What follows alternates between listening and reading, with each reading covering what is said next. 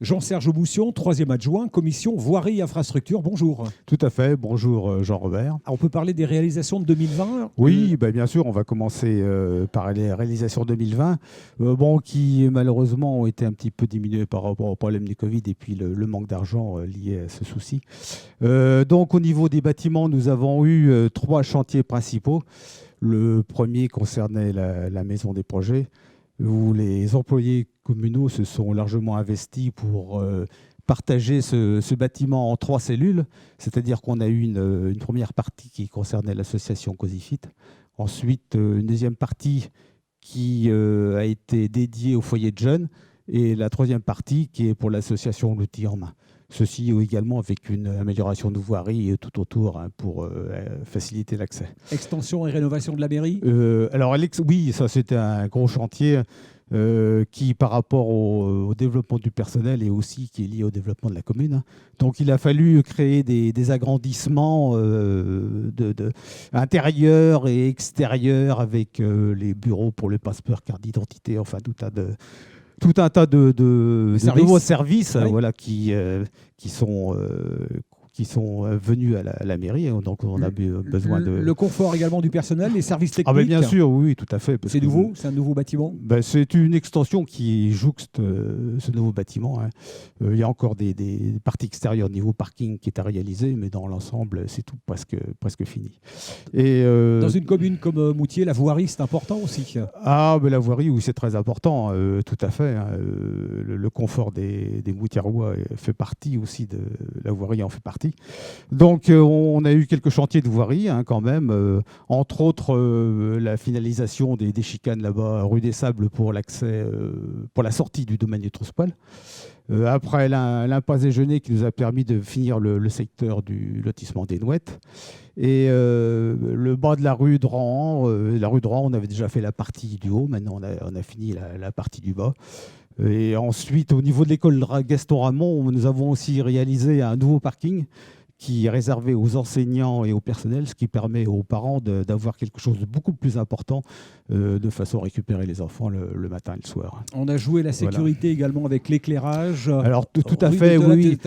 Il s'est avéré qu'au bout de la rue de Tassigny, il y avait une partie qui n'était pas éclairée. On en a profité pour ajouter 2 points lumineux qui vont être mis en service au début 2021. Ces 2 points lumineux supplémentaires vont permettre aux gens qui résident au domaine de la Billardière de pouvoir accéder au bourg sans souci, en toute sécurité. Il y a toujours des travaux à faire en 2021. On a déjà plein de projets. Bien sûr, mais ça c'est lié à l'extension de la commune. Et on se retrouve avec des travaux complémentaires et c'est avec plaisir. Moi, dans le modeste moyen, on peut en créer. Donc cette année, là, dans les projets, on a la maison des associations qui sera une réhabilitation intérieure et extérieure. On a aussi un gros dossier avec l'église là qu'il va falloir réhabiliter parce qu'il y a des problèmes de charpente, de clocher, enfin tout ça. On espère que ces travaux vont pouvoir commencer à la fin de l'année 2021. La salle des fêtes. Et la salle des fêtes, là où c'est également une partie extension avec une extension intérieure, une extension extérieure, c'est-à-dire un agrandissement de la scène. Enfin, il y a tout un tas de projets qui sont prévus et aussi une amélioration du confort intérieur, entre autres, je pense par exemple à la climatisation. La voirie également, c'est un gros dossier avec un programme rénovation pluviale. Oui, c'est ça. Oui, on a toujours malheureusement, le réseau pluvial, c'est quelque chose qui vieillit, donc il faut améliorer. Il y a quelques soucis là qu'il va falloir résoudre, donc au niveau du pluvial. Et on va donc continuer notre programme de voirie. Et cette année, ce sera plus particulièrement le secteur du Clos de la Chênaie qui sera concerné avec un début de voirie, enfin les voiries d'accès. Je pense à la rue Pasteur pour l'arrivée de la fibre à Moutier fait bouger un petit peu les réseaux électriques.